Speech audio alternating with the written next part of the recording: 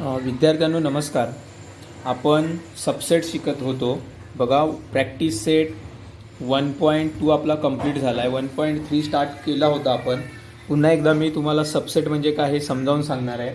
बघा, सबसेट लिहिताना सपोज एखादा सेट, मी ए सेट असा एखादा सेट घेतला, ए 1 2 3 4 5 अँड सेकंड सेट मी घेतो आहे बी.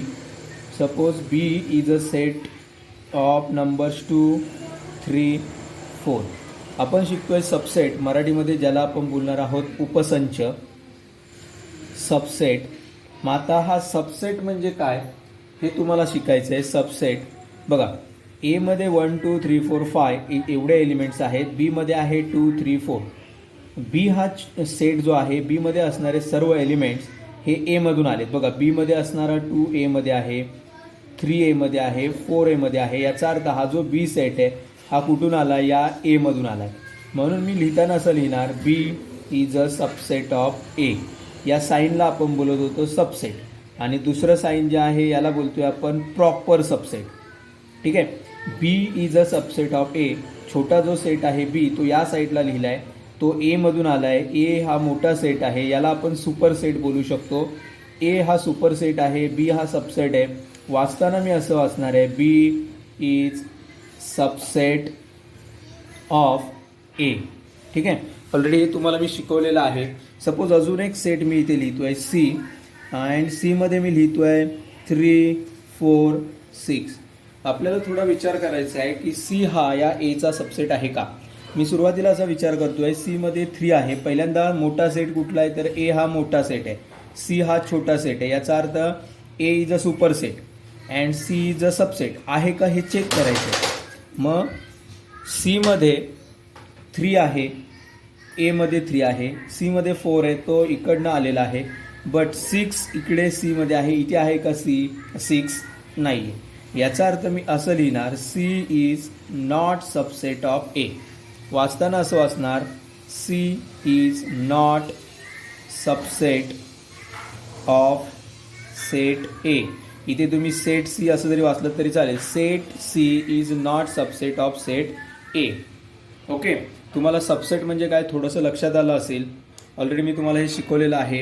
अजून एक एक्झाम्पल, नेक्स्ट एक्झाम्पल घेऊन तुम्हाला समजावतो. त्यानंतर आपण प्रॅक्टिस सेट 1.3 कडे जाऊ. सपोज एक सेट मी घेतो आहे A E I O U. It is the set of vowels. B set मी इथे लिहितो आहे A B C D E. आता बघा, या ए मध्ये A E I O U आहे, बी मध्ये A B C D E आहे. इकडे ए सेम आहे, ई आणि ई दोनच अक्षर सेम आहेत. मग आपण A is not subset of B असंही बोलू शकतो and B is not subset of ए असंही बोलू शकतो. दोन्ही एकमेकांचे सबसेट नाही आहेत. आता मी एक एक्झाम्पल घेतो आहे सी, ज्याच्यामध्ये लिहितो आहे मी B C and D.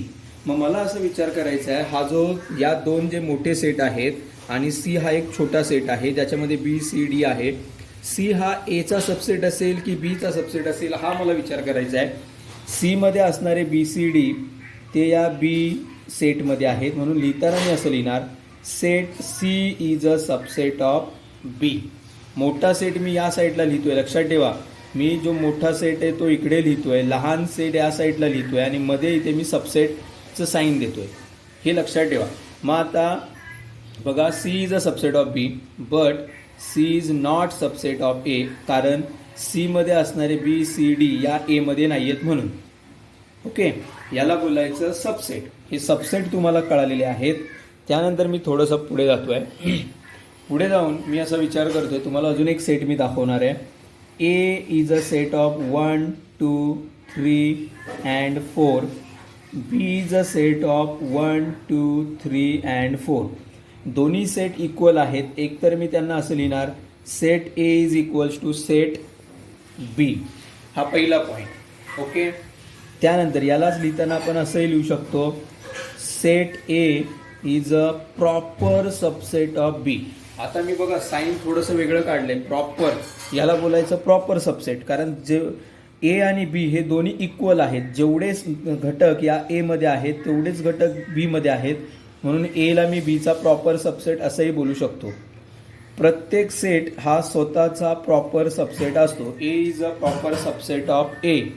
Also second property बघा, B is a proper subset of B. Okay. त्यानंतर तिसरी प्रॉपर्टी आहे, कुठलाही एम्प्टी सेट हा प्रॉपर सबसेट असतो कुठल्याही सेटचा. Empty set is a proper subset of A. Okay. Empty set is a proper subset of A. आणि पुढचा मी लिहितोय सेट इफ. बघा असं लिहितोय, if A is equals to B. Set ए आणि बी जर सेम असेल तर set A is a proper subset of B और B is a proper subset of A. अशा काही प्रॉपर्टीज आहेत. ठीक आहे. प्रत्येक सेट, आता याचा अर्थ काय, प्रत्येक सेट स्वतःचा प्रॉपर सबसेट असतो, कारण ए हा ए मधून आलाय पूर्ण. बी आणि बी प्रॉपर सबसेट असतो. Empty set is a proper subset of any set.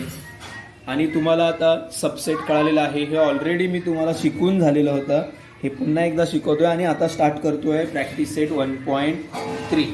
बघा आता proper practice set 1.3 question number 1.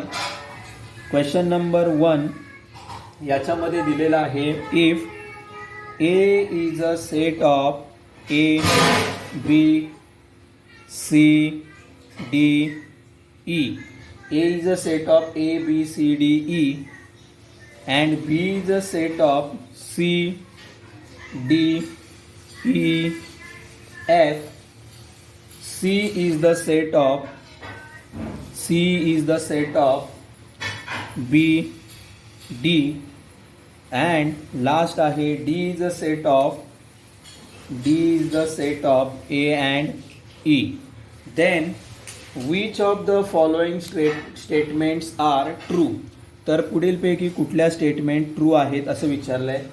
पहिला आहे C is a subset of B. Second आहे A is a subset of D. Third आहे D is a subset of B. Fourth example आहे D is a subset of A. त्यानंतर fifth example आहे B is a subset of A. And last example आहे C is a subset of A. त्या साईनला आपण proper subset सुद्धा बोलतो. Proper subset म्हणजे काय, तो सेट पूर्ण जसा त्या पहिल्या सेटमधून आला असेल तर आपण त्याला प्रॉपर सबसेट बोलू शकतो. मग आता बघा, C is the subset of B. C is the subset of B. ठीक आहे. बघा C मध्ये काय काय आहे, B आणि D. ते B आणि D या B मध्ये आहेत का, नाही आहेत. इकडे C मध्ये असणारा B या B मध्ये नाहीये. याचा अर्थ ही स्टेटमेंट ट्रू असेल का, नाही. It is a false statement. Okay. कारण C हा B चा सबसेट प्रॉपर सबसेट होऊ शकत नाही, कारण सी मध्ये असणारा बी इकडे नाहीये. पुढचं वाक्य बघा, second, A is a subset of D. A is a subset of D. A हा या डी चा सबसेट होईल का. मी तुम्हाला सगळ्यात महत्वाचा एक पॉइंट सांगितलाय की मोठा सेट हा नेहमी इकडे लिहायचा, छोटा सेट इकडे लिहायचा. मग आता त्यांनी असं सांगितलंय A is a proper subset of D. Actually A हा सुपर सेट आहे, डी हा छोटा सेट आहे. त्यामुळे डी आला तर या साईडला येईल आणि ए आला तर या साईडला येईल. डी मध्ये ए आणि ई आहे जे ए सेटमध्ये आहेत, म्हणजे D is a subset of A होईल. But A is not subset of D, म्हणजे हा सुद्धा काय होईल, फॉल्स होईल. पुढे मी जातोय. तिसरा, D is a subset of B or not. बघा, डी मध्ये असणारा ए आणि ई याच्यामध्ये आहे का, ए नाहीये. याचा अर्थ हे सुद्धा फॉल्स असेल. D is a subset of A हे आत्ताच मी तुम्हाला शिकवलं. It is a true. का, कारण डी मध्ये असणारा ए ई हा ए मध्ये सुद्धा आहे, A and E. Therefore D is a subset of A. It is a true. पुढे आपण जाऊ. B is a subset of A. B is a subset of A or not. B मध्ये सी डी ई एफ आहे. इथे C D E आहे पण F त्या ए मध्ये नाहीये. याचा अर्थ हे वाक्य सुद्धा फॉल्स होईल. आणि last C is a subset of A, इथे बी डी आहे, इथे बी अँड डी आहे ए मध्ये, याचा अर्थ C is a subset of A होईल, म्हणजे त्याला आपण काय बोलणार आहे, ट्रू. ओके, हेही तुम्हाला कळालं असेल. याच्यानंतर मी पुढचा क्वेश्चन सुद्धा घेणार आहे. सेकंड क्वेश्चन जो तुम्हाला शिकवलेलाच होता, जो ऑलरेडी तुम्हाला शिकवलेला होता, पुन्हा एकदा घेतो बघा. Question number 2. क्वेश्चन नंबर 2, या क्वेश्चन नंबर 2 मध्ये इथे मी स्टार्ट करतोय. Take a set of natural number from 1 to 20 as a universal set. Take a set of natural number from 1 to 20 as a universal set. म्हणजे एक universal set त्यांनी घ्यायला सांगितला आहे, which is a natural number from 1 to 20. म्हणजे 1 2 3 4 dot dot dot कुठपर्यंत जाणार आहे तो सेट, 20 पर्यंत. Take a set of natural number from 1 to 20 as a universal set. म्हणजे युनिव्हर्सल सेट यू मी लिहितोय, तुम्हाला युनिव्हर्सल सेट शिकवलाय मी. सगळ्यात मोठा जो सेट असतो त्याला युनिव्हर्सल सेट 1 to 20.